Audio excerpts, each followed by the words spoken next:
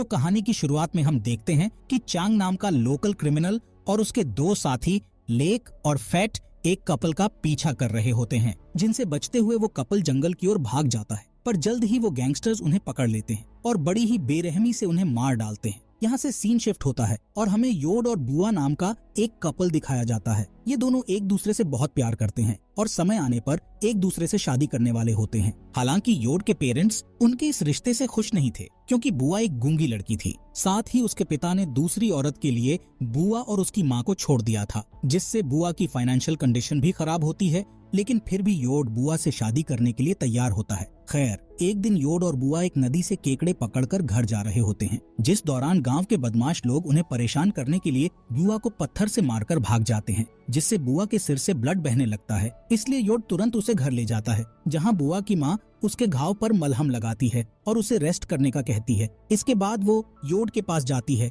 और उससे कहती है कि तुम्हें एक अच्छी लड़की और अच्छा ससुराल मिल सकता है, इसलिए अब से तुम्हें बुआ से मिलना बंद कर देना चाहिए। जिस पर योड कहता है कि मैं बुआ से सच्चा प्यार करता हूँ और मुझे गांव वालों की बातों से भी कोई फर्क नहीं पड़ता है। इस तरह योड अपने परिवार और गांव वालों के खिलाफ होने के बावजूद भी बुआ के साथ रहने का डिसीजन लेता है। वो दोनों अगले दिन फिर से मिलते हैं और एक दूसरे के साथ टाइम स्पेंड करने के लिए मछलियाँ पकड़ने जाते हैं और उन्हें पकाकर एक साथ खाते हैं। इसी गाँव में चैंग और उसके दो साथी भी रहते हैं, जिन्हें देखकर ऐसा लगता है कि उनके पास लोगों को तकलीफ पहुंचाने के अलावा कोई और काम नहीं है। इसके अलावा वो लोगों के सामान और उनके पैसों को चुराकर अपना गुजारा करते थे। चैंग की एक पत्नी भी है, जो अक्सर चैंग को उसके बिहेवियर के लिए डांटती रहती है, लेकिन चैंग उस पर ध्यान नहीं देता था। एक दिन जब योड और बुआ मछलियाँ पकड़कर घर जा रहे होते हैं, तब चांग और उसके दोनों साथी उनके सामने आ जाते हैं और उनसे मछली से भरी बाल्टी छीनने लगते हैं। यहाँ चैंग बुआ को भी परेशान करता है, जिससे योड उसे बचाने की कोशिश करने लगता है, लेकिन वो सभी आसानी से उस पर हावी हो जाते हैं। तभी चांग की पत्नी वहाँ आ जाती है,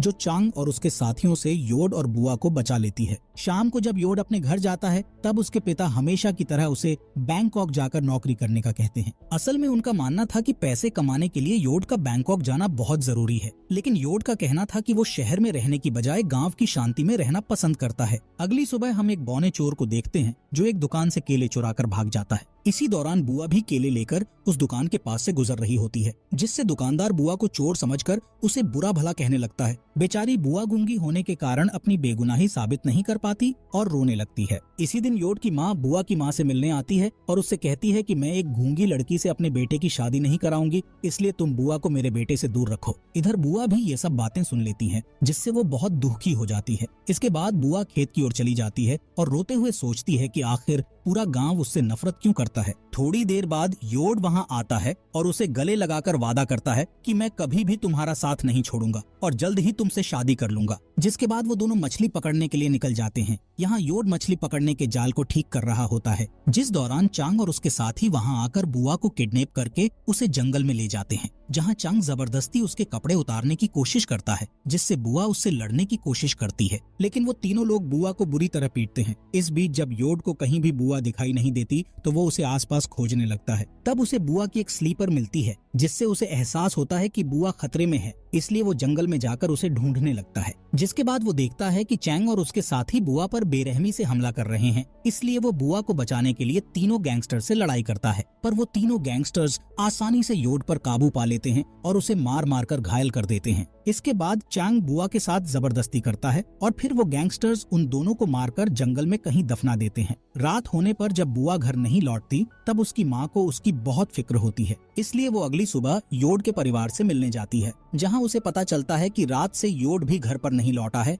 इस बात से परेशान योड और बुआ के पेरेंट्स अपने बच्चों की तलाश में निकल जाते हैं। जब वो खेत में पहुँचते हैं, तो उन्हें वहाँ योड और बुआ का सामान दिखाई देता है, जिससे उन्हें अपने बच्चों की और भी ज्यादा फिक्र होने लगती है। यहाँ उन्हें एक आदमी मिलता है, जो बताता है कि चांग और उसके साथी कुछ दिनों से योड और बुआ का पीछा कर रहे थे। ये जानकर वो तीनों सीधे चांग के घर जाते हैं, जहाँ चांग उन्हें धमकी देकर भगा देता है। इसके बाद वो तीनों दुखी होकर पुलिस स्टेशन में मिसिंग रिपोर्ट कराते हैं और पुलिस को बताते हैं कि उन्हें चांग और उसके लोगों पर शक है कि उन्होंने उनके बच्चों के साथ कुछ गलत किया है। जिस पर ऑफिसर कहता है कि अभी उनके पास चांग के खिलाफ कोई सबूत नहीं है, इसलिए वो कोई एक्शन नहीं ले सकते। इसके अलावा ऑफिसर कहता है कि शायद दोनों बच्चे अपनी नई जिंदगी शुरू करने के लिए शहर भाग गए होंगे। इसके बाद हम चांग के एक साथी लेक को देखते हैं, जो जंगल में अकेला घूम रहा होता है। असल में उसे अपने किए क्राइम का बहुत गिल्ट था और वो अपने गिल्ट से भाग नहीं पा रहा था। कुछ ही समय बाद चांग और फेट उसके पास आते हैं और उससे पूछते हैं कि क्या तुम ठीक हो, जिस पर लेक कहता है कि मैं कुछ दिनों से बहुत बुरा महसूस कर रहा हूँ और अपने आप को बदलना चाहता हूँ।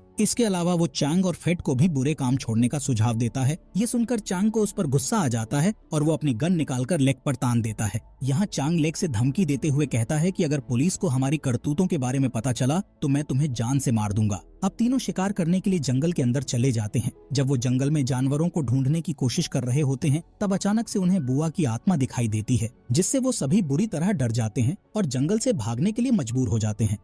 रात में वो तीनों गैंगस्टर्स कुछ लड़कियों के साथ ड्रिंक करते हुए एंजॉय कर रहे होते हैं, जिस दौरान लेक वॉशरूम का कहकर बाहर आ जाता है। जब वो बाहर होता है तब उसे जमीन पर एक सफेद कपड़े पहने हुए लड़की दिखाई देती है, इसलिए लेक धीरे धीरे उसके पास आता है और उसे पलटकर देखने की कोशिश करता है। जब वो उस लड़की को पलटता है तब उसे पता चलता है कि वो लड़की कोई और नहीं बल्कि बुआ है। बुआ को देखकर लेक बहुत डर जाता है, इसलिए वो तुरंत अपने दोस्तों के पास भागता है। खैर, वो तीनों पार्टी खत्म करने के बाद अपने अपने घरों में लौट जाते हैं, लेकिन उन सभी को बुआ का बहुत डर था। खासकर लेक को ज्यादा डर लग रहा होता है। जब वो अपने बेड पर जाता है तब उसे बार बार बुआ दिखाई देती है, जो कि उस पर हमला कर रही होती है। इस बात से परेशान होकर लेक को पूरी रात नींद नहीं आती। अगली सुबह लेक फेट से मिलता है और उससे बात करते हुए उसे अपने कल रात वाले डरावने इंसिडेंट के बारे में बताता है, जिससे फेट हैरान हो जाता है और बताता है कि मुझे भी इस तरह के डरावने विजन्स आ रहे हैं। यहाँ लेक फेट को गांव छोड़कर शहर में नौकरी ढूंढने का कहता है ताकि वो इस मुसीबत से दूर जा सकें। इसके अलावा लेक कहता है कि अगर गांव वालों को हमारे बुरे कामों के बारे में पता चला तो वो हमें बर्बाद कर देंगे। जिसके बाद फेट कहता है कि हमारे जैसे लोगों के लिए नौकरी पाना बहुत मुश्किल है, इसलिए हमें गाँव में ही रहना होगा। अब वो तीनों एक बार फिर से जंगल में शिकार करने के लिए जाते हैं, जिस दौरान लेक के सामने बुआ आ जाती है और उसका पीछा करने लगती है, जिसे देखकर लेक डर जाता है और उससे अपनी जान बचाकर भागने लगता है। भागते समय अचानक से कोई उसके सिर पर एक लकड़ी की टहनी से हमला कर देता है, इसलिए वो फ्रेश होने के लिए वॉशरूम में जाता है, जहां उसे योड की आत्मा दिखाई देती है, जिससे फेट और भी ज्यादा डर जाता है। दोस्तों, आगे बढ़ने से पहले आपसे गुजारिश है कि प्लीज आपके अपने फॉक्स एक्सप्लेनर हिंदी चैनल को सब्सक्राइब जरूर कर दें, क्योंकि दोस्तों आप में से 99% मेरे भाई ऐसे हैं जो मेरे फॉक्स एक्सप्लेनर हिंदी चैनल की वीडियोस तो देखते हैं लेकिन सब्सक्राइब नहीं करते। तो प्लीज थोड़ा सपोर्ट दिखाइए भाई लोग, सब्सक्राइब जरूर कर लें आपके भाई के फॉक्स एक्सप्लेनर हिंदी चैनल को। तो चलिए बढ़ते हैं आगे कहानी की तरफ। अगली सुबह फेट मरने के डर से परेशान होकर मंदिर में जाता है, जहां वो अपनी जान बचाने के लिए भगवान से प्रार्थना करता है। इसके बाद वो चैंग से मिलता है, उसे बताता है कि मैं गांव वालों के सामने अपने गुनाहों को कबूल करने वाला हूं। इस बात पर चांग को बहुत गुस्सा आता है और वो फेट के चेहरे पर मुक्का मारकर उसे चुप रहने का आदेश देता है। लेकिन फेट अब और चुप रहना नहीं चाहता था, इसलिए वो जिद करने लगता है कि वो गांव वालों को सब कुछ बता देगा। इस बात पर चांग उसे बेरहमी से पीटने लगता है और जान से मारने की धमकी भी देता है, इसलिए फेट उससे डरकर शांत हो जाता है। इसी रात चांग को भी एक डरावना सपना आता है, जिसमें चांग को योड और बुआ की आत्मा ने बेड से बांध दिया होता है और वो दोनों आत्मा उसे परेशान कर रही होती है। साथ ही वो एक कुल्हाड़ी लेकर चांग के पास आ रहे होते हैं। अगले दिन हम फेट को देखते हैं, जो पास की ही एक नदी में मछली पकड़ रहा होता है, जिस दौरान उसे एक डरावनी आवाज सुनाई देती है, जिससे वो बहुत घबरा जाता है और चारों ओर देखने लगता है, पर उसे वहाँ कोई भी नजर नहीं आता है। तभी अचानक उसे पानी में किसी चीज के गिरने की आवाज सुनाई देती है, जिससे वो और भी ज्यादा घबरा जाता है। अब डरते हुए वो जंगल से भागने की कोशिश करता है, लेकिन तभी उसे पीछे से कोई पकड़ लेता है और जबरदस्ती पानी में डुबाने लगता है, जिससे फेट की भी मौत हो जाती है। यहाँ लेक और फेट की अचानक से मौत होने के कारण चांग के पिता को अपने बेटे की भी फिक्र होने लगती है, इसलिए वो चांग से कहता है कि तुम्हें अपने गुनाहों को कबूल कर लेना चाहिए और अगर तुमने ऐसा नहीं किया तो तुम्हारा हाल भी तुम्हारे साथियों की तरह हो जाएगा। मगर चांग अभी भी अपने गुनाहों को कबूल करने से साफ इनकार कर देता है, क्योंकि उसे डर था कि अगर उसने अपने गुनाहों के बारे में सब बता दिया तो गांव वाले उसे पुलिस के हवाले कर देंगे और फिर उसे सजा के तौर पर जेल भेज दिया जाएगा। इसके बाद जब रात में चांग अपनी वाइफ के साथ सो रहा होता है, तब उसे किचन से कुछ आवाज सुनाई देती है, जिसे सुनकर वो चौंक जाता है और अपनी वाइफ को जगाकर उससे पूछता है कि क्या तुमने अभी किचन से कोई आवाज सुनी थी। यहाँ वाइफ उसे कुछ जवाब देने के बजाय उसे बुरी तरह डांटती है, क्योंकि चांग ने उसे जगाकर उसकी नींद खराब कर दी थी। खैर, चांग की वाइफ दोबारा सो जाती है और चांग भी सोने की कोशिश करता है, पर तभी चांग को एक बार फिर से वही आवाजें सुनाई देती हैं, जिससे चांग बुरी तरह डरने लगता है। इसलिए वो तुरंत उठता है और लाइट ऑन करने के लिए जाता है, जहां उसे पता चलता है कि उसके घर की ट्यूब लाइट खराब हो गई है। अब क्योंकि चांग को अंधेरे से डर लग रहा था, इसीलिए वो मोमबत्ती जलाने का सोचता है, पर जब वो मोमबत्ती जलाता है तब मोमबत्ती अपने आप ही बुझ जाती है। जिसके बाद चंग दोबारा उस मोमबत्ती को जलाता है और जैसे ही वो पीछे मुड़ता है तो उसके सामने बुआ की आत्मा आ जाती है, जिससे चंग बुरी तरह डर जाता है। पर किसी तरह वो एक चाकू उठाता है और बुआ के ऊपर बार बार अटैक करने लगता है, जिस दौरान उसे एहसास होता है कि उसने चाकू से बुआ पर नहीं बल्कि अपनी वाइफ पर हमला किया था और इस हमले से उसकी वाइफ की मौत भी हो गई है। यहाँ चैंग को विश्वास नहीं हो रहा था कि उसने अपनी ही वाइफ को मार दिया है, जिसके बाद चंग एक बच्चे की तरह रोने लगता है। तब उसके पीछे से एक अनजान इंसान आता है और उस पर हमला करके उसे बेहोश कर देता है। थोड़ी देर बाद जब चांग को होश आता है तो वो खुद बंधा हुआ पाता है। तभी वहाँ योड और बुआ आते हैं जो कि अभी भी जिंदा थे। चांग उन दोनों को जिंदा देखकर बहुत हैरान हो जाता है। यहाँ योड और बुआ रिवील करते हैं कि चांग और उसके साथियों ने उन दोनों को जिंदा दफनाया था। साथ ही जब